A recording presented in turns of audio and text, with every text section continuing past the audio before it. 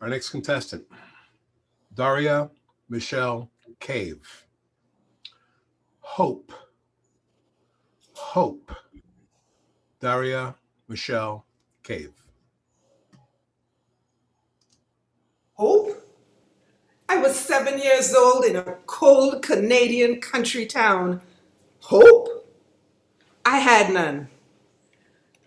What I did have was a reservoir of raw, righteous rage. Contest chair, honored Toastmasters and guests, let me tell you why. My parents were proud Caribbean children, studying at the University of Windsor. They enrolled me at St. Francis of Assisi Catholic school down the street. Me, I was an unwilling channel of the peace, you might say. Two shrewd parents, oblivious to the spiraling storm their unsuspecting actions were ushering in. The televised miniseries Roots was about to hit the airwaves. Roots was an in-depth docudrama detailing the genealogical line of a family moving from Africa to America. Unwilling migrants, you might say. Channels of truths, graphic and terrifying to be entertained by, far less lived. The night Roots was to air, the compatibility in the cave lair was tested. The question on the floor: should Daria, at 7, be exposed to the horror that this mini-series must certainly contain? Or the historical significance of this mini-series should not be missed? Alas, the cave den was one ruled by a patriarchy. In the middle of the bed, I cross-leggedly sat, braced by Mom on one side and Dad on the other. Explanations caringly crafted deep into the night. We three falling asleep often.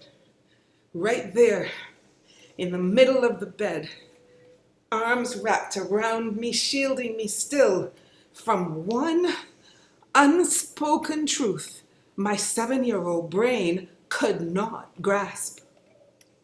Child development theories all gone with the wind. Mom and Dad, vigilant of my every move the night Roots ended, mindful that the story of the breaking of the man called Kunta Kinte held no detrimental word, devastating worm to hook me with. Stoicism runs in the Cave family, however, so in the face of the nightmares that the 100 lashes, turning the African man, Kunta Kinte, into Toby, a boy made in the USA, an expendable commodity. I lied to my sun and moon, squashing the questions I had no words to ask with, and to them I quipped, yeah, I'm good. 15 hours in, post-Roots, me on the soccer field perfecting my game. My latest crush, Lance Desbian, jeers, Mrs. Kunta Kinte. The world blurs red. Galloping to Lance Desbian, I punched him right in the nose. I punched Lance for Kunta Kinte. I punched Lance for Kunta's kids. I punched Lance for the 50 million people hurled out of Africa. I was floating like a butterfly, stinging like a bee. When I landed, I was in the principal's office, and Lance Desbian was 2 chairs away with a bloody nose. But no one was laughing now. While the principal called our parents, Lance nor I took our eyes off each other, huffing and puffing, glaring like bulls ready for a fight. I had not uttered a word since landing there, but when my parents entered and the principal asked me why I was causing trouble, my tears gushed. I struggled to talk my truth, but the words stuck. One embarrassed dad put one menacing foot forward, releasing my voice like an arrow from a bow. Dad, Lance called me Mrs. Kunta Kinte.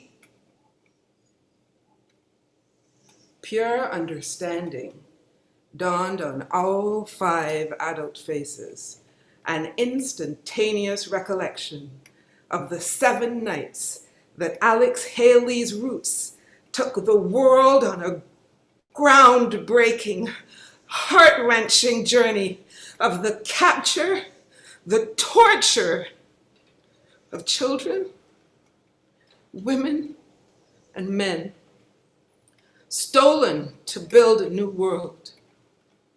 My crying halted around the same time that Lance, cognizant that the aching of his nose might soon be significantly superseded by a more stupendous aching of his behind, started sobbing. But bless her heart, the principal, years ahead of her time, seized the moment and put the entire school through a series of sensitization workshops. She didn't stop there. With the trainings, to the school board she strode, she spoke, she conquered. And Windsor, up to this day, may be one of the more progressive cities, understanding and respecting the kaleidoscopic beauty that is the diversity of humanity. You may be wondering whatever happened to Lance Desbian. Well, 30 years later, I did marry him. No more punches, just my hand I gave. Where there's hatred, let us bring our love. Hope? Hope? Of course there's hope. Contest chair.